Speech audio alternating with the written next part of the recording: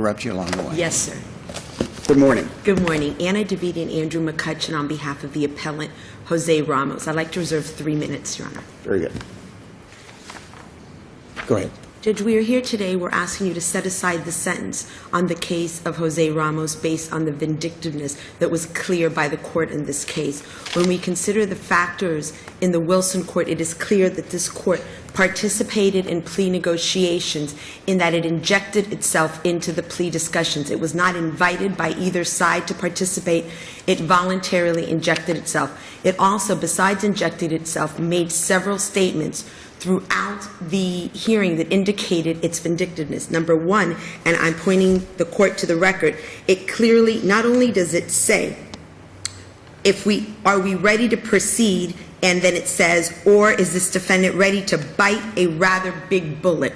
I believe that that statement in and of itself indicates that this court should indicate to this court that the presiding judge already had determined that if this defendant had opted to execute his right to go to a hearing, he would be sentenced to a much higher sentence than the 10 years that was offered by the court. There's absolutely no indication that this court would not accept the 10 years. Did the court offer the 10 years, or Excuse did me? the prosecution offer the 10 years? The prosecution offered the 10 years, but the court clearly said nothing that indicated that he would not accept the 10 years if the defendant voluntarily accepted the 10 years. So our position is that the fact that he chose to go to a hearing and did not take the 10 years that was offered by the state was the reason why the judge gave him 4 times the sentence that was offered by the state. There is absolutely no basis then for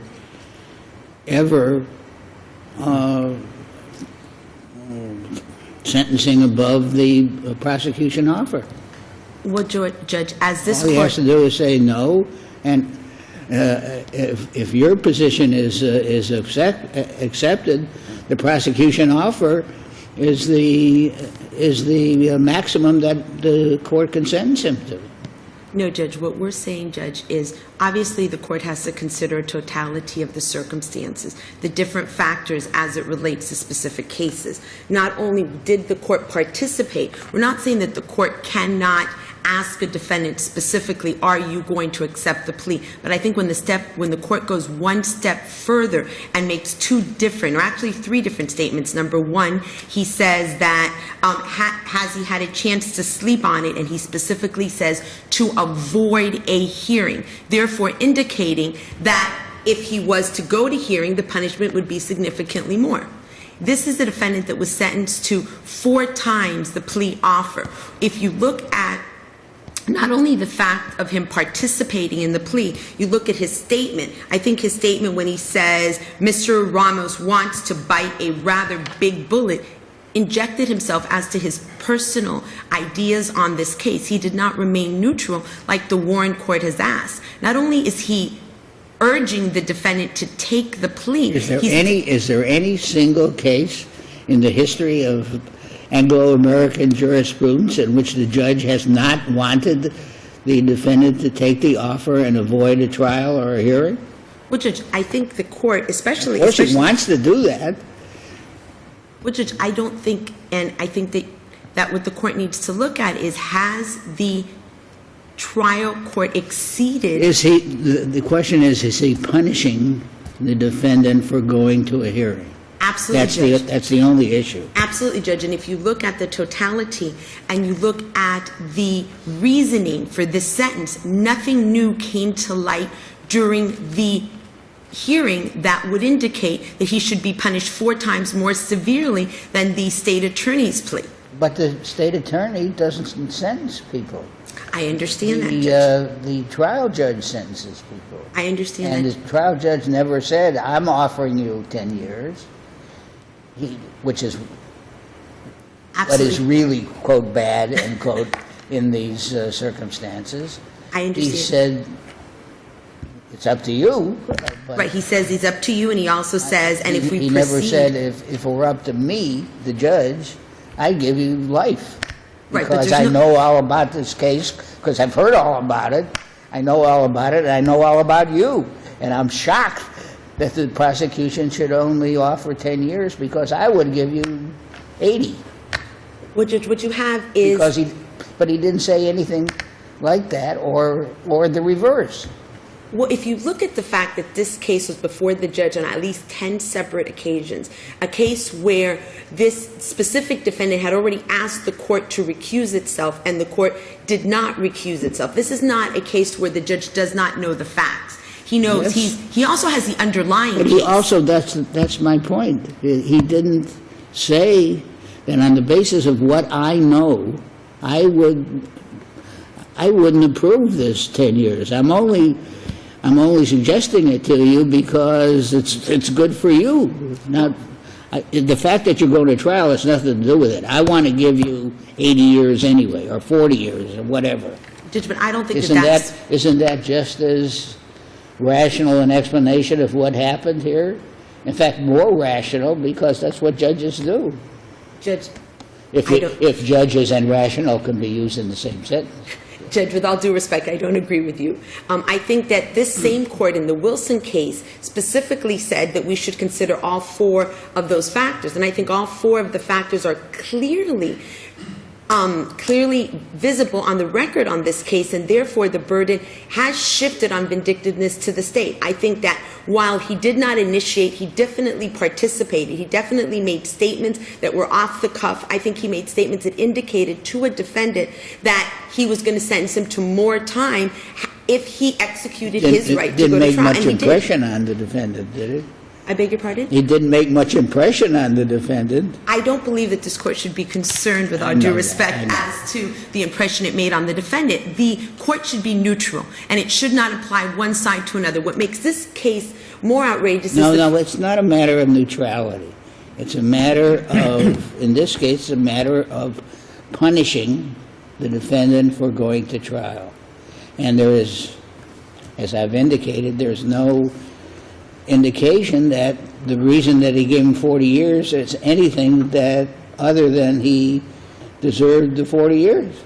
Judge, there's nothing on the record that indicates that he gave him the 40 years because he was so outraged by this case, or there was something that he heard. Well, is the 45 years disproportionate? In other words, someone violates probation, points a gun at a woman and her child, says, "I'm going to kill you." Is there some standard we could determine that the 45 years was really disproportionate, so the only explanation is that the judge was being vindictive for going to trial? Well, Judge, there's no real standard for disproportionate, unfortunately, but I would tell you, Judge, based on the fact that you have a state attorney who is well advised of the case, you have a fact that you have a defendant who's been on probation for 3 years without any sort of violations, I think the fact that the violation is an underlying case. The court is well aware that he's charged with aggravated assault with a weapon. That means everyone knows that his new case is he pointed a gun at another human being. So the fact that that's already encompassed in the violation... Allegedly, I understand that. But once the court has heard that evidence, the fact that he is then punished more severely for the underlying case, I believe, is vindictive. I don't think there's anything new that came out at that hearing, unlike other cases where courts specifically point to other things that have completely outraged them or things that they find have happened that is outside of the context of the charge. But if you see the court's rationale for sentencing Mr. Ramos to four times more than what the plea is, it says the defendant's record. He was well aware of the defendant's record because he's the person that was not only presiding over... If he had said, please take 10 years. He didn't say that. Well, Judge, but he does say... He said what everybody knows. I mean, he said the obvious. Well, Judge, but unfortunately, Judge... That if he goes to trial he's or going to get to the hearing, he is chancing, life or more. Judge, with all due respect to the court, the obvious should not be implied. Don't say do. Don't say do Okay. respect. Just say respect. Okay, Respect is good enough. Okay, respect is good enough. I don't think it should be the obvious, though, and I think the Warner court and this same court is clear on that. It shouldn't be obvious. It shouldn't be something that a court should automatically sentence the defendant because it's obvious to the maximum amount of time. I mean, you're talking about a judge who consecutively ran every single sentence to such a degree that he exceeded it by 2 years and then had to come back and lower it to 45 years. He didn't make an independent decision as to the appropriate sentence. On the contrary, he said, what is the maximum amount I can sentence this individual for? Why? Because I told him he was going to bite the bullet if he went to a Where hearing, does and he he say did. No, it's not in the transcript. Is that what he it? said? He didn't say, I'm gonna sentence him, let me know what the maximum amount is, because he bit the bullet and this is his punishment. That wasn't said, was it? No, sir. What he said He was... said, what's the maximum because of this terrible crime that he committed? Right, but what And he that did... that after he was given a break, he violated his probation with another terrible crime. Frankly, I don't, without giving myself all due respect, I'm not sure that there would be any question about what any sentencing judge, virtually any sentencing judge would do when this guy did what he did. Prior to hearing the facts and prior to sentencing the defendant, he says, we are ready to proceed unless Mr. Ramos wants to bite a rather big bullet. Okay, but isn't that a reference to the 10 years? I mean, the judge is saying either we're going to have a hearing or you have to agree to the 10 years, and he's saying that's a big bullet to bite on. Well, Judge, I mean, wouldn't you agree 10 years is a big bullet to bite on? well, Judge, I'm interpreting it meaning that if he doesn't take the 10 years, he's going to have to bite a big bullet and he's going to be sentenced to more time. Saying it in the disjunctive, I think. In other words, it's either you have the hearing or you bite the big bullet. Well, Judge, I thought that's what he said. I don't know. I interpret it that way, and I think the state in their response also interpreted that that's what he meant, that he was going to You're bite a big interpreting it bullet. as, if we go to a hearing and you lose, you're going to bite a big bullet. Yes, sir, because if you read the next sentence... That's not exactly what he How said. about if you go to a hearing, you are chancing that you are going to lose, and if you lose, you face what we know that you face, the maximum under the for the crime which you're on probation for.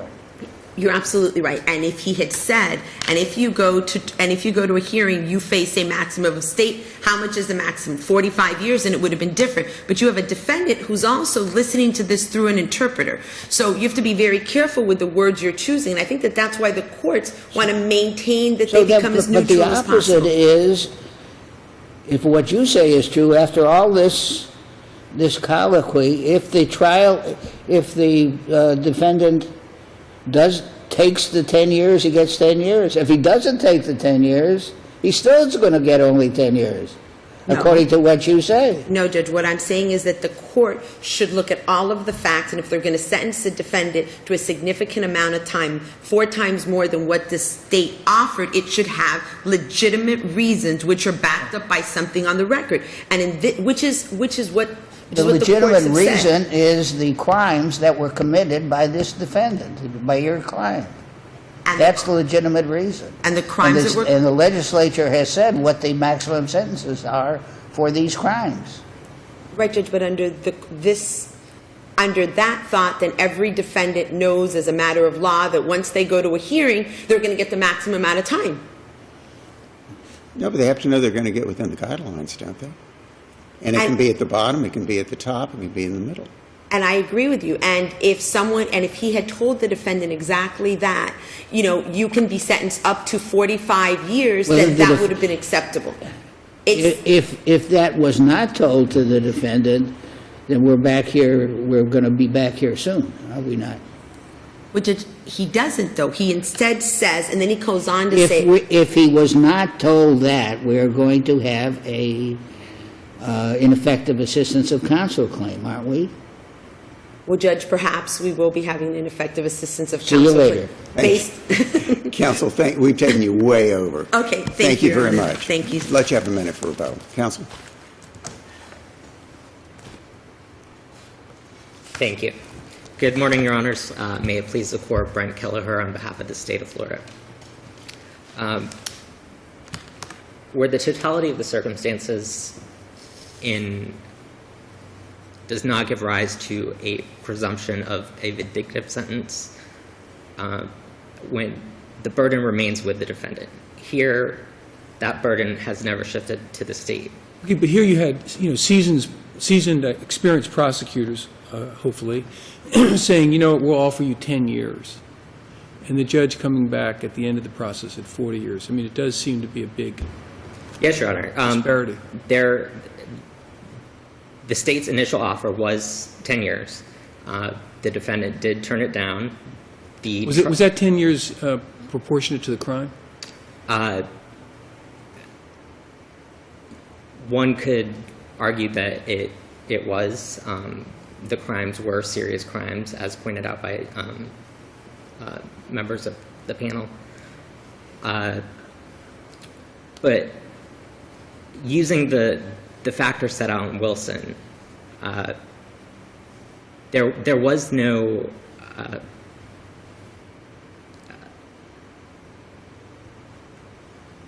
in Wilson v. State, the conclusion is the sentence was not vindictive. The defendant was not being punished for proceeding to going to a hearing or the trial. In this case, it was a hearing. What the court said was, what is the offer for Mr. Ramos? In which case the state replied, it's a 10-year offer. I'm going to run it concurrent.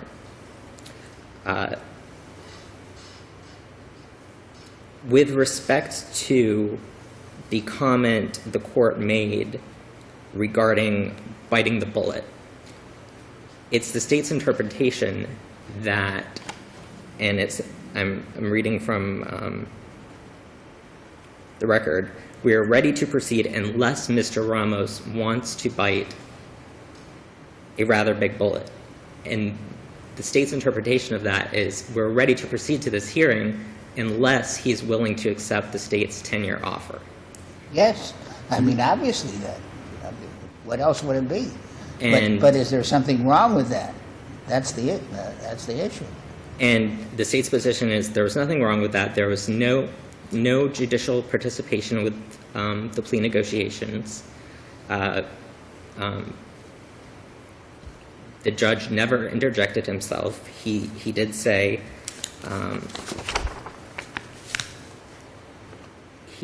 he asked the defendant, let me ask you, Mr. Ramos, would you rather go to a hearing than accept 10 years? Clearly, he chose to go to the hearing versus taking the plea. And the judge is entitled to sentence based on everything that's in the record, the totality of what went on, as well as the guidelines, correct? Correct. And this is what this judge did. That's absolutely correct, Your Honor. Okay. With You respect, want to continue and bite a rather large bullet by doing so? Or would you rather rest on your brief? the state would rest on its brief, Your Honors. And in conclusion, you would ask us to do We'd what? asked that the court affirm the sentence and conviction of the lower court. Very good. Thank you very you. much, counsel. Any rebuttal? Morning. Just briefly, Your Honor. Good morning. Judge, I want to point out one case that's analogous to the facts at hand, and it's Wilson. It's a 2007 case decided by this court in an opinion drafted by Judge Cortinas. The statement in that case was basically a pretrial offer made by the state, and the judge said, hey, defendant, you either want it or you don't. And we would submit that that's analogous to the statements made in this case by the trial court saying, Mr. Ramos, the offer's 10 years. Are you ready to go to a hearing, or do you want this 10 years? Those two statements are analogous. And in the Wilson court, in the Wilson case, this court said that alone is enough when a judge interjects himself and participates in the plea. What was the rest in the Wilson case? What were the rest of the facts, though? It wasn't just that one line. Well, that was probably This was the a line that Judge Cortinas... 6-page or 8-page opinion of recounting what the trial judge had Correct, done. and there was a rather vigorous dissent, was there not? Not Yeah. that makes any difference, especially when the concurring judge is Correct, here. Judge. And there were some discussions on habitualization and things of that nature, but Judge Cortinas does hone in on the fact that, listen, the judge is encouraging this defendant to accept the state's pre-hearing or pre-trial plea offer, and that's what he did here.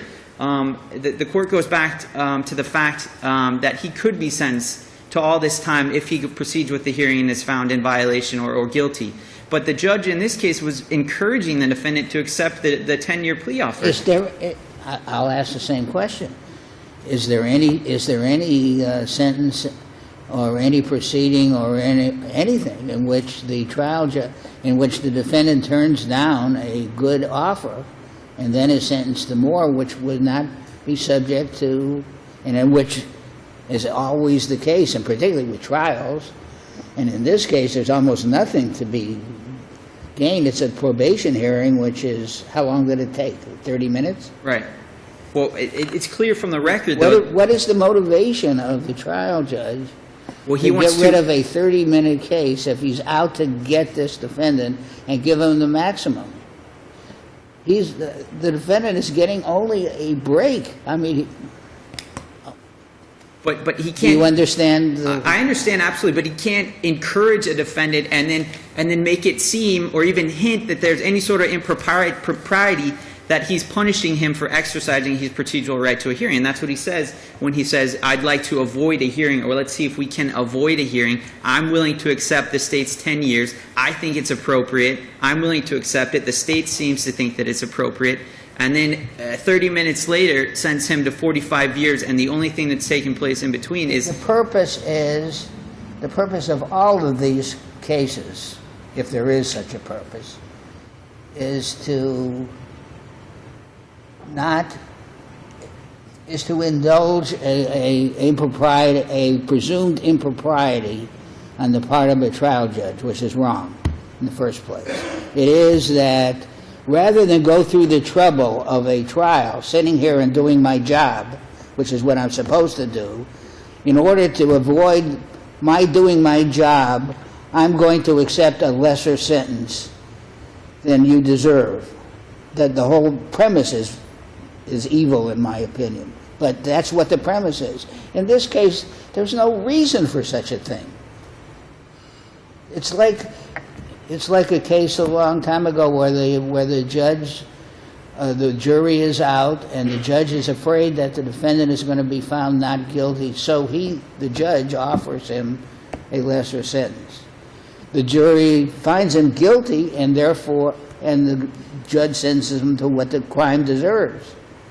We affirm that with an excellent dissent by somebody else, on the ground that the motivation here is not to avoid doing your work. The jury is already out. The trial is over.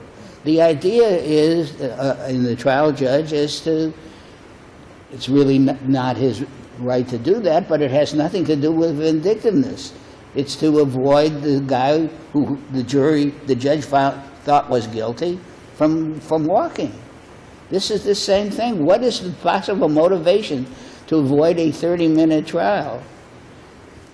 Well, Judge, it's clear that he wants to avoid it. I don't know his schedule, but it's clear that from his statement, I want to avoid the hearing, that he wants to avoid it and is willing to accept the 10 years. I know that we're... And once we've established that we he don't have to participates... indulge the propriety of the trial judge very much in order to think that this is not his motivation. Well, Judge, I would just, and again, referring to Wilson, the standard's pretty low. When the trial court participates in even a moderate amount, under Wilson and its prodigy, they've found that any sort of statement that indicates that a court is encouraging or otherwise inducing a defendant to accept an offer that it thinks and is willing to accept. Well, it may be that's one of the factors. That's not the only factor. Well, Determining whether the sentence is, quote, vindictive or correct, not. but once we fulfill that factor and the fact that a Okay, 35-year sentence was handed out what? afterward, then the burden shifts. So you've shifted the burden of proof. So what? And the state hasn't submitted anything other than facts known before the case was sentenced to otherwise meet its burden that's been shifted at this point.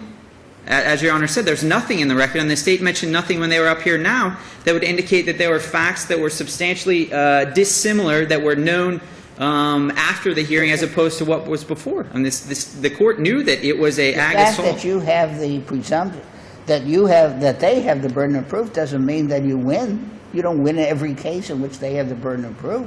No, but they do have to submit facts that meets and carries their burden once it's been shifted, Your Honor. and they haven't submitted anything other than, The facts are the facts of the case, and, well, well, no, Judge, under controlling case law, the court has to announce reasons other than those known before the hearing took place in order to rebut the presumption. that's one of the, One of the criteria. One of the criteria, correct? That's not the only criteria. Well, once we fulfilled the That's one of the criteria. you don't am I win correct? That's automatically. one of the criteria under Wilson, but once there's been a shift, then the burden. The ultimate question is vindictiveness. That's what we're all talking about. Vindictiveness for putting me through the trouble of hearing this case. Correct, Judge, but we're also talking about the Pierce presumption. And we don't, burden merely the shifting. fact that you have a presumption in that favor doesn't mean that the trier of fact, who happens to be the trial judge himself, doesn't, and is now us, doesn't mean that we don't accept it. They have the burden of proof, but they have the burden of proof, but you haven't established the ultimate fact. Thank you. Thank you, Judge. In conclusion, thank you for, go ahead. We'd ask that Your Honors remand the case for resentencing before This is, a go ahead. different judge, Your Honor. Great, thank you. This is not a bad question. What's your name? Andrew McCutcheon. Thank you. Thank you, Judge. That's a friendly question. That's a friendly question. Thank you both very much. Thank all of you. Thank you, Your Honors.